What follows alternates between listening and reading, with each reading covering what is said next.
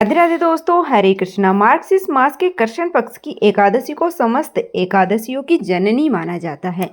इसी पावन तिथि पर एकादशी स्वरूपा देवी का आविर्भाव हुआ था, इसलिए ही इस एकादशी को उत्पन्ना एकादशी कहा जाता है। कहा गया है कि जिस दिन शक्ति का उद्भव हुआ उसी दिन पापों का नाश होना निश्चित हुआ था।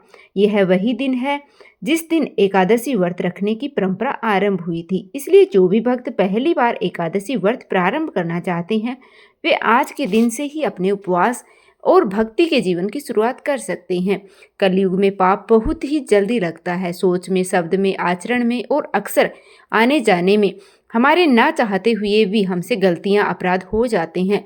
ऐसे में शास्त्र कहते हैं कि अन्य सभी उपाय तो कठिन है, किंतु एकादशी सरल एवं सर्वश्रेष्ठ है। एकादशी ही एकमात्र वह शक्ति है जो समस्त पापों को भस्म कर देती है और मन को निर्मल, चित्त को शांत और आत्मा को मोक्ष प्रदान करती है। तो आइए जानते हैं इस मार्गशीर्ष यानी कि अगहन महीने में उत्पन्ना एकादशी किस दिन पड़ रही है, व्रत कब रखा जाएगा, पारण का मुहूर्त क्या रहेगा। इस बार उत्पन्ना एकादशी व्रत 15 नवंबर दिन शनिवार को रखा जाएगा, क्योंकि एकादशी तिथि 14 नवंबर दिन शुक्रवार को देर रात्रि 12:50 से शुरू हो रही है। ऐसे में शनिवार को सुबह से लेकर रात्रि तक एकादशी तिथि विद्यमान रहेगी और एकादशी तिथि का समापन होगा 16 नवंबर रविवार को सुबह 2:37 पर।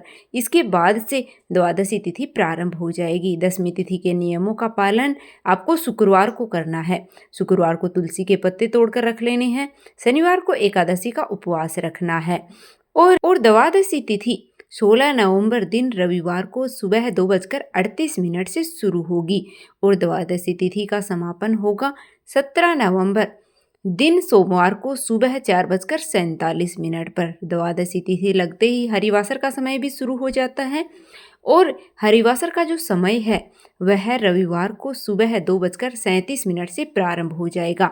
1/4 पहर जो होता है द्वादशी तिथि का वह हरिवासर का होता है। हरिवासर का समय रविवार को सुबह 7:10 पर समाप्त होगा और इसके बाद में आप व्रत का पारण कर सकेंगे। तो व्रत का पारण 2 समय में कर सकते हैं। आप सुबह 7:15 से 8:45 के बीच में अपना व्रत खोल सकते हैं। जो भक्त सुबह व्रत ना खोल पाए वे दोपहर में 1:10 से लेकर 3:18 के बीच में भी व्रत का पारण कर सकते हैं। व्रत का पारण पंचामृत या तुलसी पत्तर से ही करना चाहिए। इस बार क्योंकि द्वादशी तिथि रविवार के दिन पड़ रही है तो व्रत का पारण करते समय तुलसी जी को जल अर्पित किया जाता है, भोग अर्पित किया जाता है, दीपक जलाया जाता है। तो क्या रविवार के दिन हम तुलसी जी में जल अर्पित कर सकते हैं? इसके अलावा एकादशी और द्वादशी तिथि में कौन कौन से शुभ योग बन रहे हैं, इन सब की जानकारी आपको आने वाली वीडियो में मिलती रहेगी। तो मिलते हैं फिर से नई वीडियो के साथ। अगर वीडियो पसंद आई है तो वीडियो को लाइक कर दीजिएगा। चैनल पर नए हो तो सब्सक्राइब करना तो बिल्कुल भी मत भूलिए।